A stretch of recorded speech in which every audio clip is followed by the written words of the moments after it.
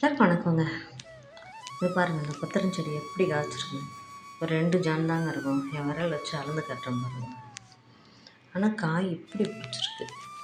சில செடி இப்போ தாங்க காய்க்க ஆரம்பிச்சிருக்கு. அடிப்பட்ட போட்டதில் மழையில் வந்துட்டு அப்படியே செட்டாகி இருந்துச்சு.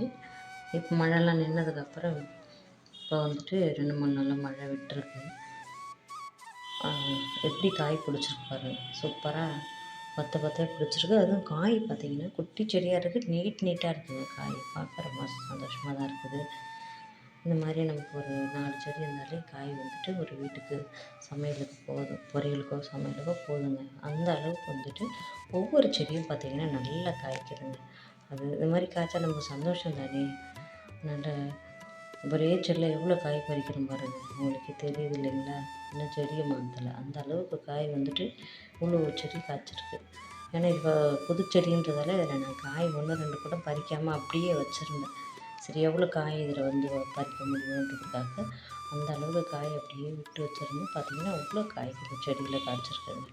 ரொம்ப சந்தோஷம். அடுத்தது பார்த்திங்கன்னா இந்த செடியில் இது ஏற்கனவே பறிச்சிருக்கு. காயெல்லாம் நிறைய பறிச்சிட்டோம் இதில். அதனால் பார்த்திங்கன்னா இதில் காய் கம்மி தான் இருக்குது.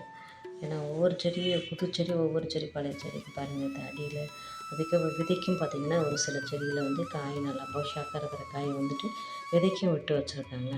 அதுக்கப்புறம் பார்த்திங்கன்னா இங்கே பாருங்கள், இந்த செடி பாருங்கள். இந்த செடியில் அப்படி தான் இருக்குது. காய் நிறைய இருக்குது. பட் இருந்தாலும் பிஞ்சியாக இருக்குது. நல்ல நீட்டாக இருக்குங்க காய். இவ்வளோ காய் தான் பறிக்கிறது. நீட்டாக இருக்குது. ஆனாலும் பிஞ்சாக இருக்குது. சரி, அதில் வந்து முத்திருக்கா முத்தலையா அப்படின்னு பார்த்து தானே பறிக்கணும். ஏன்னா பயனாக பெருசாக இருக்கும்லாம் பார்க்க முடியாது. கீழேயும் பிஞ்சு இருக்குது.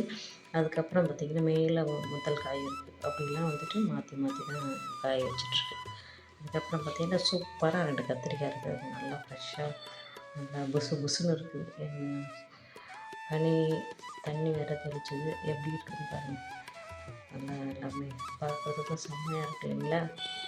சூப்பராக இருக்குது. அதுக்கப்புறம் இங்கே வருது நல்லா 2 கத்திரிக்காய்ங்க. ஒன்று பறிக்கிறதா கஷ்டப்படுறேன். நிறைய பேர் வந்து கமெண்ட்ஸில் வந்துட்டு கட் பண்ணுங்கன்றாங்க. கட் பண்ணி நானே பறிச்சுட்டு கட் பண்ணுறது கொஞ்சம் கஷ்டமாக இருக்குது. சாரி. அதுக்கப்புறம் பாருங்கள், சூப்பராக வெண்டைக்காய் பார்த்திங்கன்னா ஒரே செடியில் எத்தனை காய் காய்ச்சிருக்குன்னு பாருங்கள். இவ்வளோ சந்தோஷமாக இருக்குது. இந்த மாதிரி சில செடி தாங்க இந்த மாதிரிலாம் அப்படியே நிறைய காய்க்குது. சில செடிலாம் பார்த்திங்கன்னா அப்படியே ஒரே லைன் அப்படி தான் காய்க்குது. சில செடிலாம் பார்த்திங்கன்னா நிறைய காய் வச்சுருக்குது. வெண்டைக்காய் வந்துட்டு நம்ம கனவு தோட்டத்துலேயே ஆனால் நிறைய காய்க்குது.